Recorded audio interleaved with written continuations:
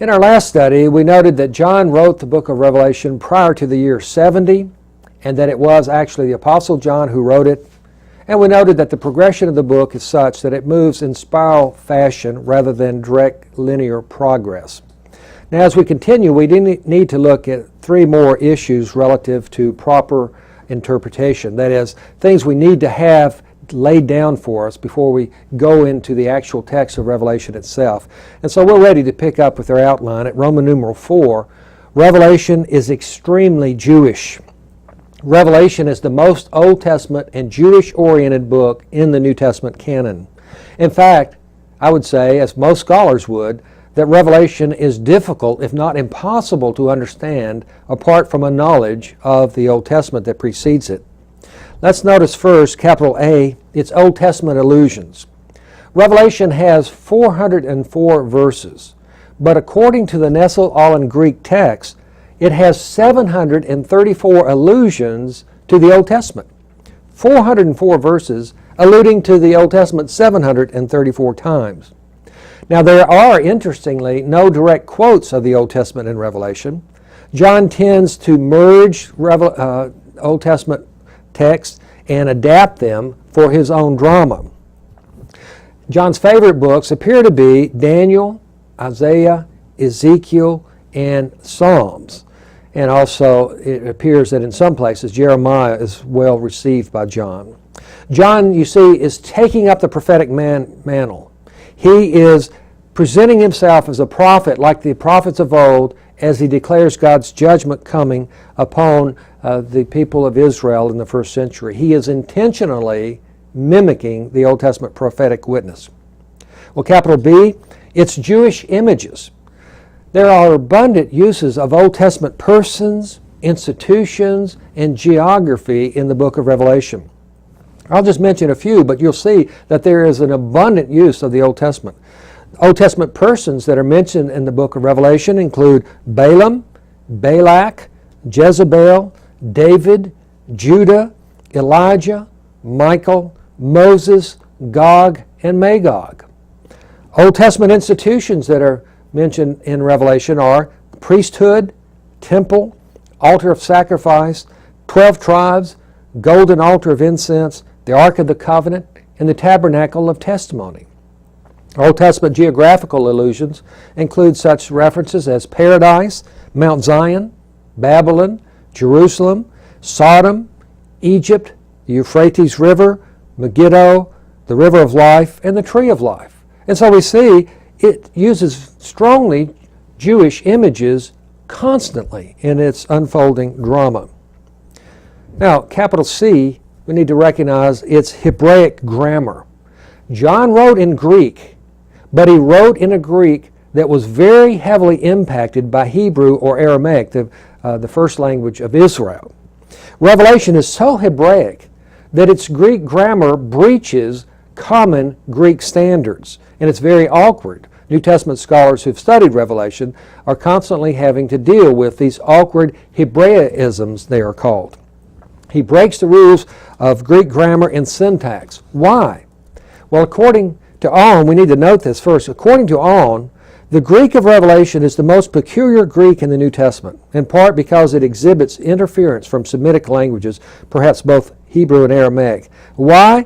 Because he's writing a judgment relative to Israel and the destruction of her temple in the year 70. So he's framing it all in such a way that he's coming across as a prophet pronouncing doom upon Israel.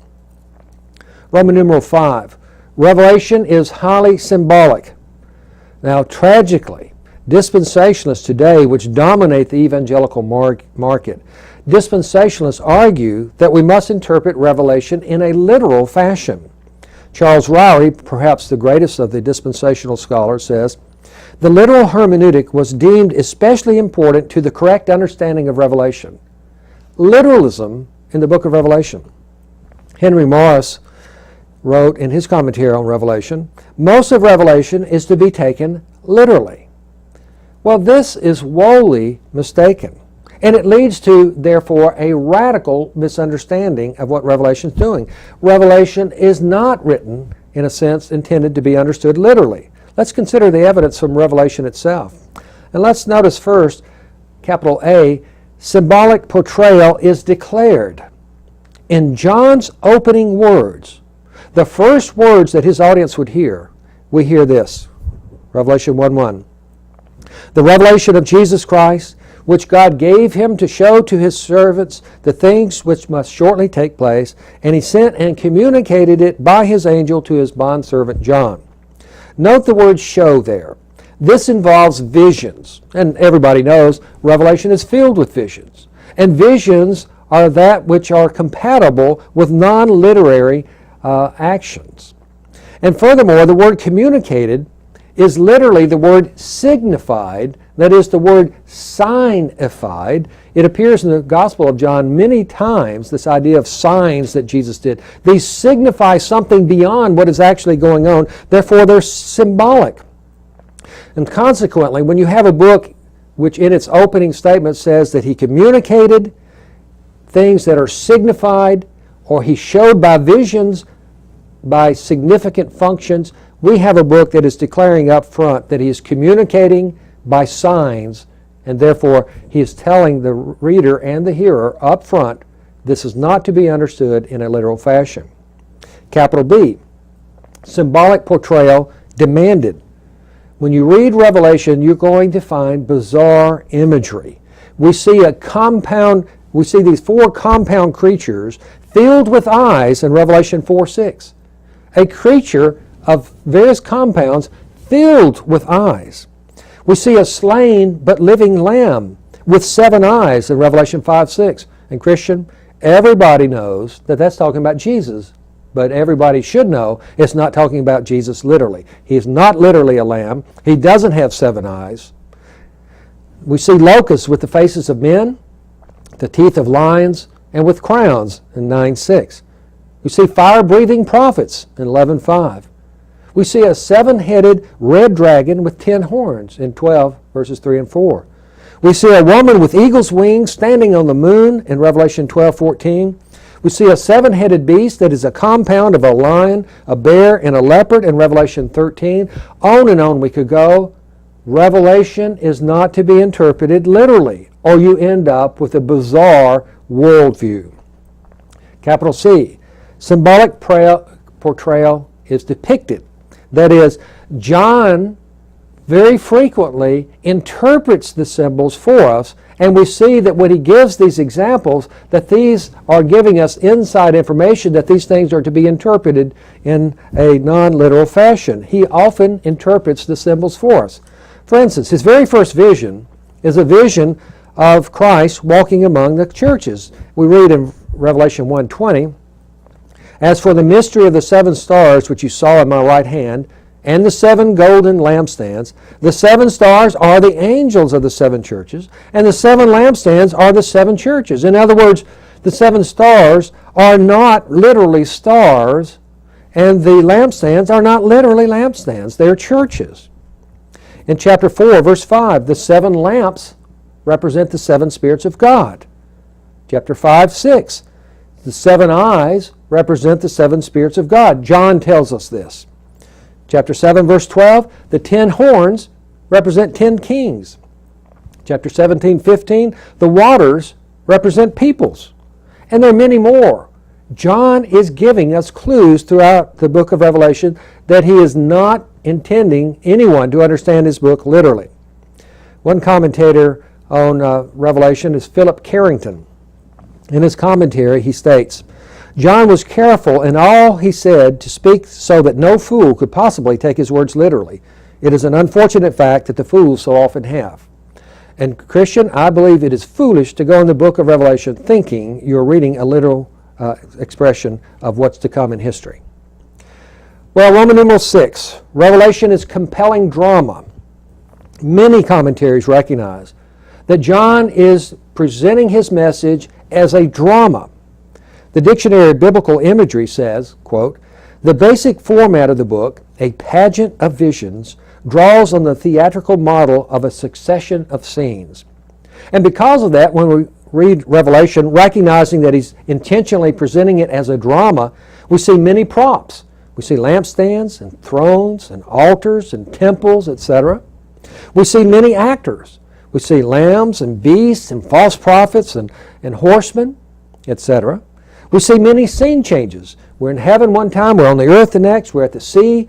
Over and over, we're moving to different places. All of this bespeaks the fact that John is presenting this set of visions in a drama format. But more significantly and specially, we need to note, capital A, Revelation is an oral drama. Revelation employs dramatic language and odd syntax that strikes the ear and is intended to strike the ear. E.S. Fiorenza says, the evocative power and musicality of its language was written to be read aloud and to be heard. Here's a Greek scholar that reads it and sees a certain musicality in it, and it strikes her as something very dramatically different because the grammar is so different. Brent Sandy has said, quote, hearing was precisely the way the first hearers received the message of the apocalypse. Hearing the apocalypse enacted orally in one sitting gives the hearers a distinctive sense of the message of the book.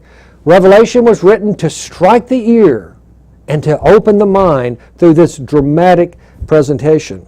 Its jarring, rule-breaking syntax, its word sounds, and its sentence cadence are something the first century Christians who received it in their own language would immediately recognize as something jarring and surprising. Now, unfortunately, in a sense, we today hear it in English translation that has intentionally smoothed out all of these jarring aspects of the book.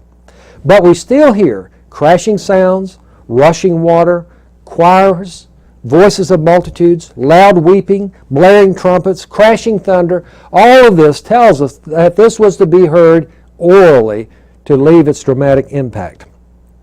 Furthermore, capital B, Revelation is a courtroom drama.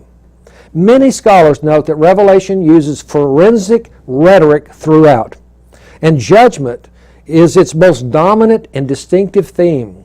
Judgment in a courtroom setting is what is unfolding in the book of Revelation. Many words reflect John's judicial concerns. Witness occurs frequently, accuser, thrones where justice is distributed, wrath, judged, true, righteous. All of these are very crucial in a courtroom setting. Truth is something that's crucial to a court. Righteous standards and all of this. And there are many more. Whole books have been written on the book of Revelation as a courtroom drama using forensic rhetoric. John even opens in Revelation 1:2 with two of the most central terms in the book of Revelation. He says in Revelation 1:2, John, who bore witness, verb, to the word of God and to the testimony, noun, of Jesus Christ. Witness, verb, and noun forms are brought right there into the very opening of the book. This is a book of forensic interest, a book of forensic drama. The first major judgment scene begins with God on his throne in his heavenly court in Revelation 4 and 5. David Ahn, one of the technical commentators of our day, says, Revelation often punctuates the visionary narrative with scenes set in the heavenly court. In chapter 6, 16, 7, verses 9 through 17, and many other references. Constantly, thrones are thrown up before us because it is a judicial setting. A major structuring device in Revelation, which will structure my own presentation of Revelation when we get into it, are four key scene changes. 4 times in the book of Revelation, we read, I was in the Spirit. And every time he says, I was in the Spirit, and literally it says, I became, and as if it was a sudden overwhelming, I became in the Spirit. And every time his becoming in the Spirit involves a judicial consequence. In the first appearance of this, it's in verses 9 and 10 of chapter 1, I was in the Spirit on the Lord's day in the island of Patmos. Why was he on the island of Patmos? It's a place of Roman penal sanctions. He was under human judgment. Revelation 4, verses 1 and 2, I was in the Spirit, and behold, a throne in heaven. And the throne is where God's justice is administered. Revelation 17:3, He carried me away in the Spirit to the wilderness. That's the place where the harlot is judged. Revelation 21:10, He carried me away in the Spirit to a great high mountain. That's where the saints are vindicated. So in each of these cases, being caught up in the Spirit is showing judicial consequences because this is a courtroom drama. Capital C. Revelation is a divorce court drama. As we have seen, Revelation is very Judaic. It has very Hebraic grammar, hundreds of allusions to Old Testament references. Why? Because John is focusing on Israel's judgment in the year 70. And this reality governs the whole use and even the whole structure of Revelation. It governs its imagery, its meaning, and its flow. John is speaking of judgment against Israel in God's court. Let's consider first the Old Testament imagery. In the Old Testament, Israel is under legal covenant. She's in a legal relationship with God by covenant. Israel actually becomes a nation as God gives His law to her on Mount Sinai. And therefore, in Exodus 19, verse 6, we read that God forms Israel as a nation. And He says, "You shall be a kingdom of priests to me." Instead of one mass family in slavery to Egypt, I'm bringing you out into your own land so that you will be a nation, a kingdom of priests. That was established at Sinai in Exodus 19. In Exodus 20 and following, He gives the Ten Commandments and then application of those Ten Commandments in the various case laws to govern Israel as a nation. Now, because of her legal relationship to God, effected by covenant-making ceremony, the Creator calls witnesses to the covenant. As Israel neared the entering into the Promised Land, God warns her not to go chasing after false gods. I'm the one that brought you out of the land of Egypt. I'm the one in covenant with you. Stay true to me. Well, in Deuteronomy 4:26, notice what He says. I call heaven and earth to witness against you today, that you shall surely perish quickly from the land where you go over the Jordan to possess it. If you follow after foreign gods, you will be dispossessed. You will be judged, He says. And I'm calling witnesses, heaven and earth. The Creator calls His creation to witness against Israel. Deuteronomy 30, verse 19. I call heaven and earth to witness against you today, that I have set before you life and death. Furthermore, Israel's legal relationship to God is oftentimes characterized as a wife to her husband. For instance, in the New Covenant, Jeremiah 31, verses 31 and 32, we read, Behold, days are coming, declares the Lord, when I will make a new covenant with the house of Israel and the house of Judah, not like the covenant which I made with their fathers in the day I took them by the hand to bring them out of the land of Egypt, my covenant which they broke, although I was a husband to them. Israel is God's wife. He is the husband. We see this several times, and we don't have time to develop all of these.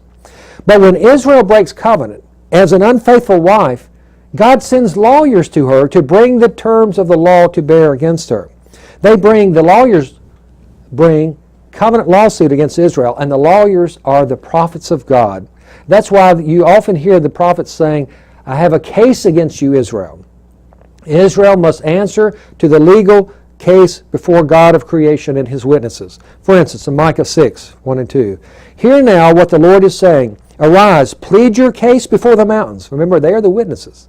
And let the hills hear your voice. Listen, you mountains, to the indictment of the Lord, and you enduring foundations of the earth, because the Lord has a case, a legal case against His people. Even with Israel He will dispute. The Hebrew word for case is reeve, which means a legal case. God threatens His wife Israel, therefore, with divorce. If she's going to be unfaithful, He'll break the covenant arrangement. He will divorce her. In Jeremiah, Isaiah, and Hosea, we see this language of divorce mentioned. For instance, in Jeremiah 2, verses 1 and 2, we hear, Now the words of the Lord came to me, saying, Go and proclaim in the ears of Jerusalem, saying, Thus says the Lord, I remember concerning you the devotion of your youth, the love of your betrothals. In other words, God is reminding them, I remember when we were betrothed and we became one.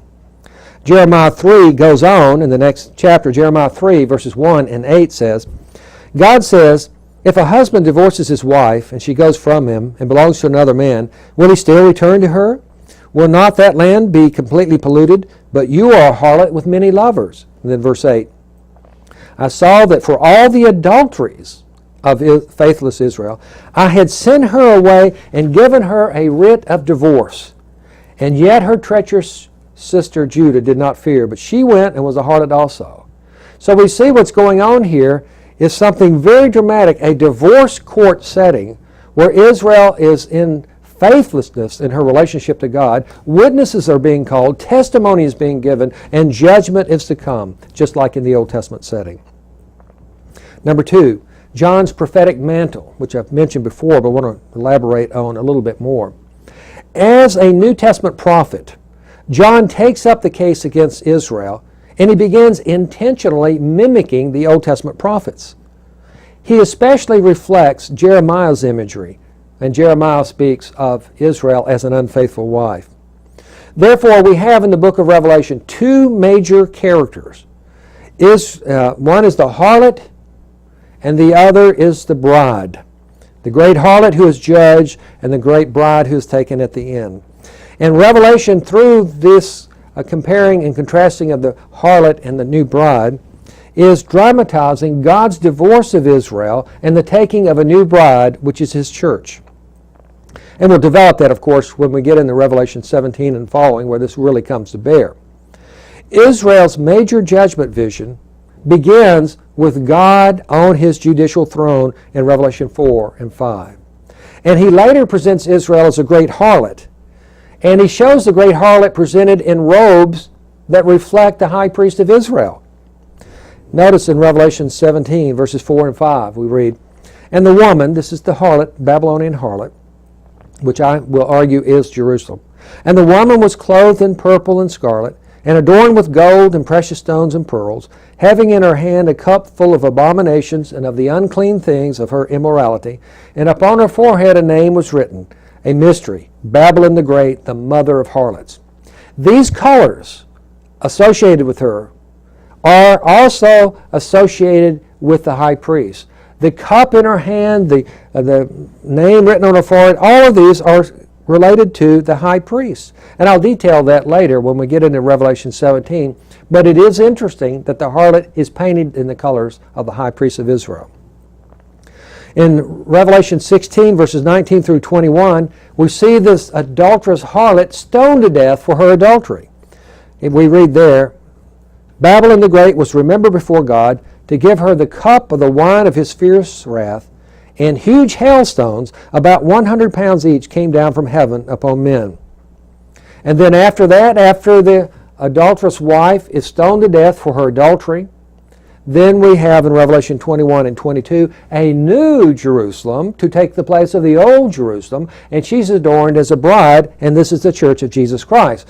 Revelation 21:2 says, I saw the holy city, New Jerusalem, coming down out of heaven from God, made ready as a bride adorned for her husband. Here the church of Jesus Christ is showing coming down into history, taking the place of judged Israel as the new people of God. And this imagery, I believe, points to the rejection of Israel for her own sin and rejecting her Messiah, her destruction in AD 70, and then God's establishing forever the new covenant, New Jerusalem, the church of Jesus Christ. Now, in conclusion, we have seen that Revelation is very Judaic. It deals with the collapse of the old covenant economy and the old covenant temple and sacrificial system. It is very symbolic, and it is a grievous mistake to jump into the book of Revelation thumping one's chest and saying we must interpret this literally. Almost nothing in Revelation can be interpreted in a directly literal fashion. It is a legal drama. It's mimicking the Old Testament method of confronting Israel in a divorce court. And these important elements appear there to help us understand what the book of Revelation is all about. And that's what we'll be getting into when we actually engage the text of Revelation. Thank you.